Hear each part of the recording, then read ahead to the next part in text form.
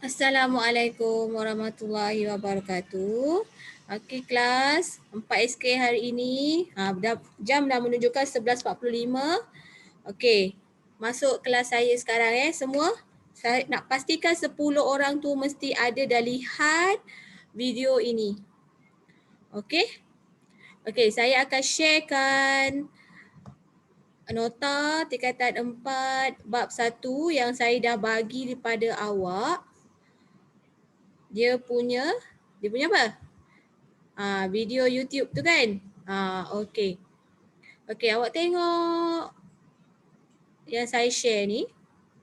Okey, tujuan perniagaan. Okey, tujuan perniagaan. Awak tengok tu.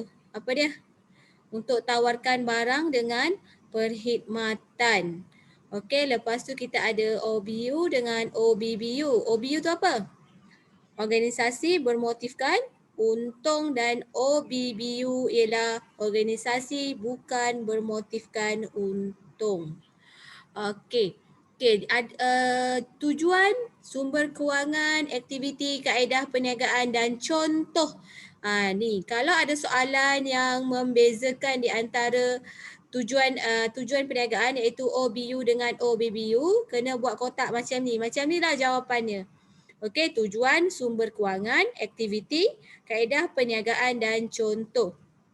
Okey, nanti ada masa saya akan terangkan cara untuk menjawab soalan-soalan kertas 2. Okey. Okey, ini adalah tujuan dia. OBU untuk memaksimumkan keuntungan. Mana perniagaan yang nak rugi? Semua perniagaan nak untung. Tak ada perniagaan yang nak rugi. Sebab itulah organisasi ni dipanggil organisasi bermotifkan untung. Dia nak untung, dia tak nak rugi. Okey. Yang kedua ialah sumber kewangan. Okey, sumber kewangan OBU ialah modal perniagaan, pinjaman dan keuntungan.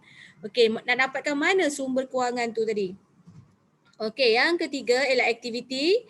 Aktiviti mengeluarkan dan menjual barang dan perkhidmatan. Okey, yang keempat ialah kaedah perniagaan, menjual lebih daripada harga kos. Contoh harga kos lebih daripada harga kos di mana? Okey, contohnya tepung gandum, harga dia masa pengeluaran produk tu daripada kilang ialah RM2.50.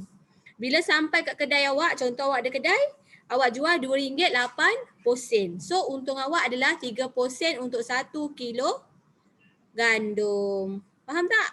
Okey. Okey. Yang contoh dia apa? Syarikat Mesra Alam Sendirian Berhad. Okey, ada lagi banyak contoh. Contohnya kedai apa? Kedai kat Seledang. Kedai Ayun. Itu pun kedai organisasi bermotifkan untung. Kalau kat Srijaya, kedai apa? Kedai apa Srijaya? Tak ingatlah cikgu. Atau Alek. Kedai Ayub. Terima kasih Cikgu Mala. Kedai Ayub, itu adalah organisasi bermotifkan untung juga. Dia menjual barang untuk mendapatkan keuntungan semata-mata. Okey, kita pergi pula kepada organisasi bukan bermotifkan untung. Bukan. Okey, so yang pertama tujuan dia ialah untuk menjaga kebajikan ahli dan masyarakat. Okey, sumber kewangan daripada bantuan kerajaan, derma dan juga yuran. Okey, yang ketiga aktiviti. Aktiviti perkhidmatan kepada masyarakat. Dia memberikan perkhidmatan kepada siapa? Masyarakat. Okey, kaedah perniagaan dia ada 3. Yang pertama, secara percuma, jualan pada harga kos dan jualan pada harga di bawah kos. Okey, berbeza kan dengan OBU? Tadi OBU menjual harga lebih daripada harga kos. Okey. Untuk OBBU, 3 kaedah ni. Okey, secara percuma, free of charge. Okey, dapat perkhidmatan free of charge. Percuma. Okey, jualan pada harga kos pula macam mana? Okey. Keluar produk tu RM2.50, jual pun harga RM2.50. Tak dapat untung apa-apa pun. Okey. Dan jualan pada harga bawah kos. Okey. Jualan pada harga bawah kos macam mana? Contohnya produk ni keluar daripada kilang, harga je RM2.50. Tapi jual harga bawah kos, contoh jual RM2. Faham? Maknanya jual bawah harga kos.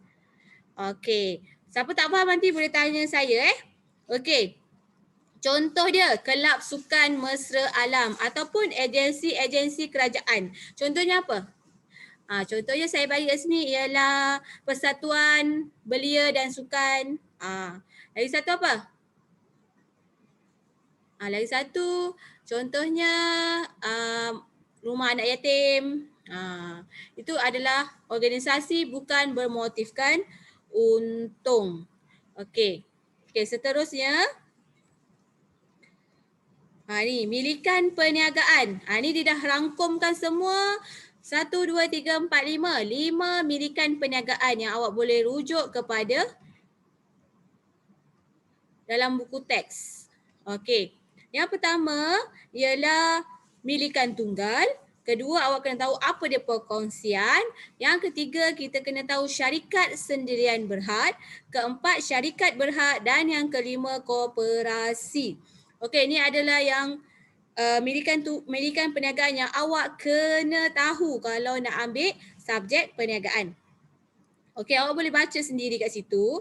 Awak tengok ciri-ciri dia. Okey, milikan tunggal mestilah seorang je pemilik dia. Okey. Kalau perkongsian 2 hingga 20 biasa, 2 hingga 50 perkongsian profesional. Okey, perkongsian profesional ni apa? Profesional ni contohnya macam nak buka firma guaman. Okey, syarikat peguam, guaman punya. Okey, dia tak boleh lebih daripada 50 orang. Okey, syarikat sendirian berhad 2 hingga 50 orang. Syarikat berhad minimum 2 hingga tiada had. Okey, apa beza dua ni? Okey, awak tengok syarikat sendirian berhad dengan syarikat berhad dia berbeza. Memang berbeza daripada segi ejaan.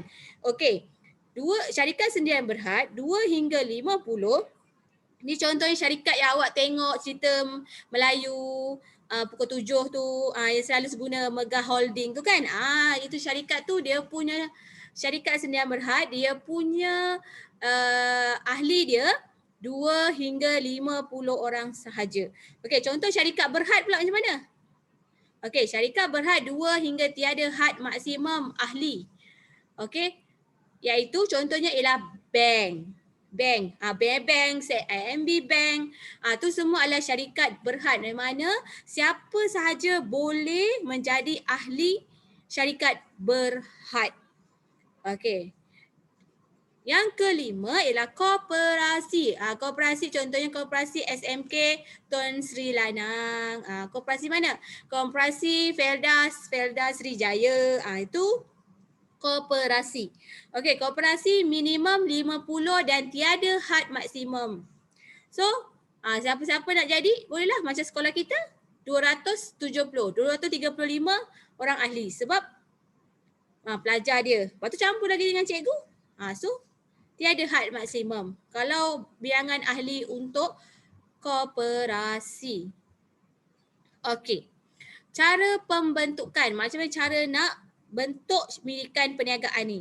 Okey, yang pertama milikan tunggal. Okey, berdaftar dengan pendaftar perniagaan. Sama juga dengan perkongsian. Okey, syarikat sendirian berhad dengan syarikat berhad didaftarkan dengan Suruhanjaya Syarikat Malaysia. SSM ialah Suruhanjaya Syarikat Malaysia. Okey, yang kalau dekat area kita ni berada di Muar. Okey, Tangkak tak ada, Segamat pun tak ada. Yang hanya ada di Muar. Okey, koperasi pula berdaftar dengan Suruhanjaya Koperasi Malaysia. Okey. Modal. Modal ni dapat dari mana? Okey, kalau milikan tunggal, of course lah diri sendiri, pemilik sendiri. Okey, perkongsian daripada rakan kongsi. Contohnya saya berkongsi perniagaan dengan siapa? Contoh dengan Cikgu Wani. Saya share saya punya modal dengan Cikgu Wani. Okey. Syarikat sendirian berhad jual saham kepada sekumpulan orang persendirian. Okey. Dia tak jual saham kepada orang awam. Kalau syarikat berhad, dia jual saham kepada orang awam.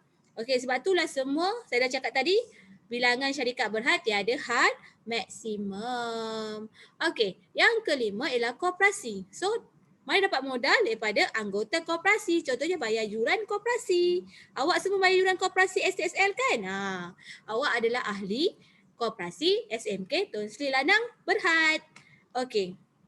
Yang keempat ialah pembahagian untung. Okey. Macam nak bagi untung tu? Okey. Yang pertama, milikan tunggal sepenuhnya oleh pemilik. Okey. Perkongsian pula ikut syarat perjanjian perkongsian. Contohnya macam mana? Contoh saya tadi saya cakap saya share dengan Cikgu Wani. Contohnya saya punya modal ialah 70% dan manakala Cikgu Wani punya 30%. Saham contohlah. Modal tu kami bagi ikut, contoh dalam perjanjian tu nak bagi macam mana? Okey, saya 70%, Cikgu Wani 30%. Ikut perjanjian perkongsian. Okey, yang ketiga, syarikat sendirian berhad. Macam nak bagi untung? Dividen kepada pemegang saham ikut jumlah saham yang dibeli. Berapa peratus? Okey. Syarikat berhad pula dividen kepada pemegang saham ikut jumlah saham yang dibeli. Sama juga. Okey, ikut jumlah saham yang dibeli. Okey, koperasi dividen kepada pemegang saham ikut jumlah saham yang dibeli. Sama tiga ni, maknanya ikut saham yang kita beli. Kalau banyaklah saham awak beli, banyaklah awak dapat untung. Okey, liability. Okey, liability ni apa sebenarnya? Tidak terhad. Apa tu? Liability ialah contohnya kita punya berlakunya bankrupt, muflis contoh. Berlakunya muflis. Kalau tidak terhad ni bermaksud hanya apa? Kalau kita muflis, harta kita yang peribadi tu takkan diambil. Kalau terhad, bila kita muflis, kita kena bayar balik kan hutang bank apa semua. Okey, kita punya harta peribadi pun akan diambil oleh pihak bank. Okey, yang kelima ialah cukai. Cukai tahu yang dipungut oleh Lembaga Hasil Dalam Negeri ataupun LHDN. Okey, milikan tunggai, cukai pendapatan ialah perseorangan. Maknanya orang tu sajalah yang bayar cukai, dia punya milikan. Okey, perkongsian cukai pendapatan perseorangan juga. Okey, syarikat sendirian berhad, cukai keuntungan syarikat, sama juga dengan syarikat berhad dan koperasi dikecualikan daripada cukai keuntungan. Maknanya tak payahlah bayar cukai. Okey, saya rasa setakat ni je.